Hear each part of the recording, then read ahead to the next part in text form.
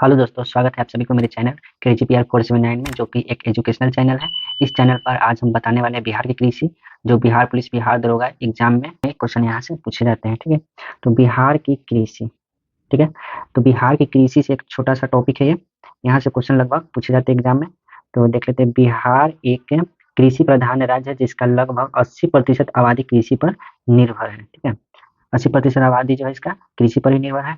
बिहार में लगभग 70% भूमि कृषि योग्य है, जिसमें से 60% शुद्ध बोए गए क्षेत्र है। ठीक है, मानसूनी वर्षा पर निर्भरता के कारण यहाँ की कृषि को मानसून के साथ जुआ कहा जाता है। ठीक है, बिहार की कृषि गहन निर्वाहक प्रकार की है, जिसके अंतर्गत वर्ष में 4 फसलें बोए और काटी जाती है। ठीक है, जैसे में आ गया एक भदई फसल, भदई फसल हो गया, गहन अगहनी फसल हो गया, रबी फसल हो गया, ये सभी हो गया। भदई फसल में देखते हैं, ये फसल मई जून में बोई जाती है और अगस्त सितंबर में काट ली जाती है। ठीक है, मक्का, ज्वार, बाजरा, जूट, उड़द, सनई, मडुआ इत्यादि इस मौसम की मुख्य फसलें हैं।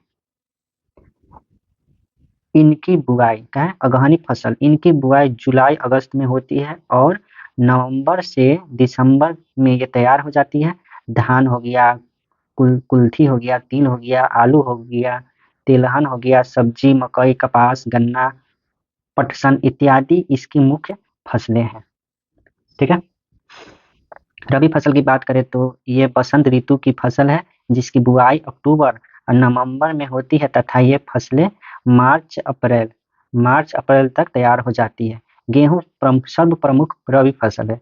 गेहूं के अतिरिक्त जौ, चना, मटर, सरसों, मसूर, खेसरी, अरहर इत्यादि की फसलें भी बड़ी मात्रा में बोई जाती है।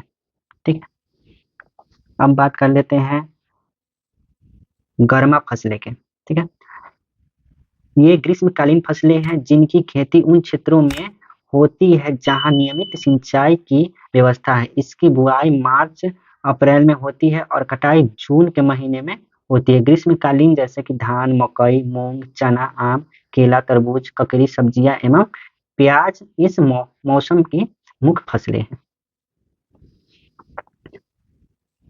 प्रमुख फसलें और बिहार में उनका उत्पादन। बिहार में फसलों की विविधता है। फसलों को उनकी प्रकृति के आधार पर निम्नलिखित वर्गों में बांटा जाता है। ठीक है, जैसे कि यहाँ पे देख लेते हैं खाद्य फसलें। जैसे हो गया आपका धान, गेहूं, मक्का, ज्वार, बाजरा, चना, जौ, दलहन, तिलहन इत्यादि। ठीक है, व्यावसायिक या नगदी फसलें। ठीक है, इसके अंतर्गत गन्ना, पटसन, कपास, तंबाकू, आलू, तिलहन तथा दलहन, लाल मिर्च, मसाले इत्यादि आते हैं। पेय फसलें, इसके अंतर्गत चाय आती है, जिसकी खेती किशनगंज में की जाने लगी है। पहले नहीं, अब किए जाने लगी है चाय की फसलें। रेशेदार फसलें, रेशेदार फसलें की बात करें तो कपास, जूट, रेशम इत्यादि। फल की बात करें तो आम, केला, लीची, अमरूद इत्यादि। मसाले की बात करें तो लाल मिर्च, लहसुन, हल्दी, धनिया, मेथी इत्यादि। अब चावल या धान, गेहूं, चावल या धान हो गया आपका, यहाँ पे गेहूं हो गया और ये मकई हो गया। यहाँ से भी क्वेश्चन पूछे जाते हैं। चावल बिहार की सर्व प्रमुख फसल है। जलवायु उष्णदार, तापमान होना चाहिए 20 डिग्री से 200 डिग्री सेल्सियस, मिट्टी होना चाहिए दोमट, कोवाल या चिका। 1999 से 2000 के आंकड़े के अनुसार धान के अंतर्गत सर्वाधिक भूमि रोहतास जिला है। मतलब सबसे ज्यादा जो होता है धान, वो होता है आपका रोहतास में। और तापमान इसको चाहिए 20 डिग्री से 200 डिग्री सेल्सियस। ठीक है, अब बात कर लेते हैं गेहूं की। तो गेहूं बिहार की दूसरी प्रमुख फसल है। ठीक है, जलवायु शीतोष्ण कटिबंधीय होना चाहिए। ठीक है, तापमान 10 डिग्री से 15 डिग्री सेल्सियस बोते समय और 20 डिग्री से 30 डिग्री पकने के लिए चाहिए इसको। वर्षा इसका लगभग होना चाहिए 50 सेमी से 75 सेमी तक। मिट्टी इसकी चाहिए हल्की दोमट मिट्टी। और क्षेत्र बता देते रोहतास हो गया, पूर्वी चंपारण और सिवान।